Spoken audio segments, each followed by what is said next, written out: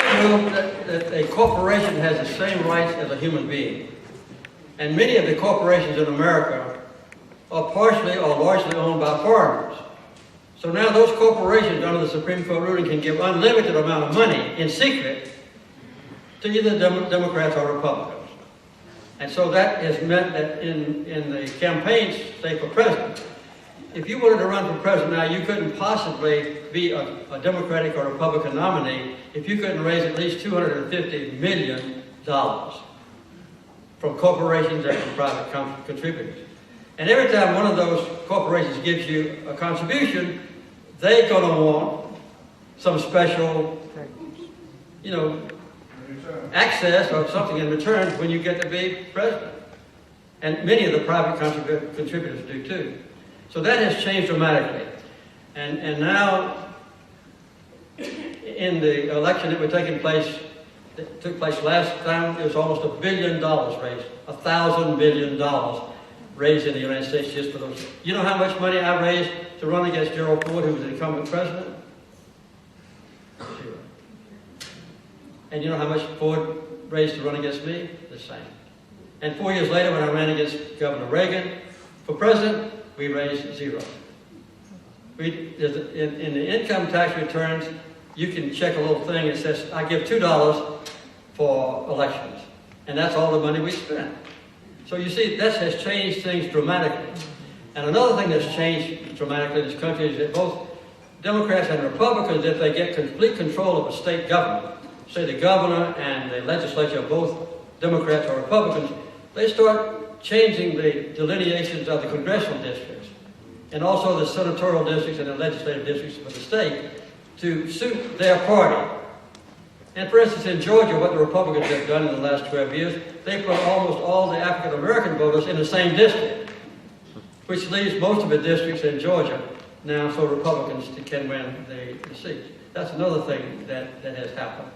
And so the advent of influx of money. When I ran against Gerald Ford and Ronald Reagan again, we never dreamed of putting in a negative television commercial. If I had run a TV commercial critical of Gerald Ford, I would have lost the election. It would not have been accepted. But most of you would say, we don't like negative commercials. If you add it.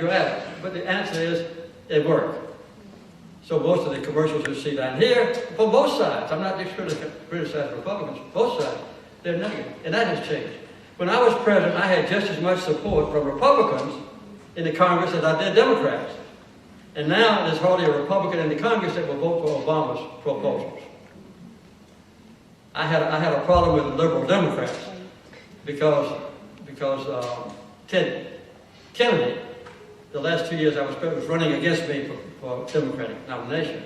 And so some of the liberal Democrats went for Ted Kennedy, so I had to depend on the moderate and conservative Democrats and the Republicans to put my programs through. And that's not the case anymore. It used to be that if I visited the Senate dining room, the U.S. Senate, the Republicans and Democrats would be sitting at the same tables. You hardly knew who was what. Now, that's not the case. You never see a Democrat senator sitting down at the same table with a Republican senator. And they hardly speak to each other. So our country has become polarized. There was no such thing when I was president of blue states and red states. Every one of the states was kind of a battleground where you had to go in and campaign. I went to every state in America when I ran for president. In 2008, 2012, rather, President Obama never came to Georgia to campaign because he thought it was going to go red anyway. So things have changed a lot, I say, for the worse. And so I don't know how it's going to be corrected.